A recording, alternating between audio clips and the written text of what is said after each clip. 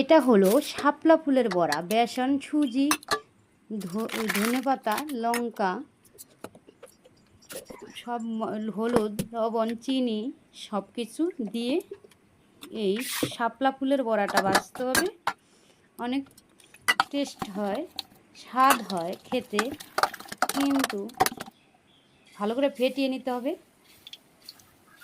খুবই স্বাদ হয় খেতে, তোমরা করে দেখতে পারো।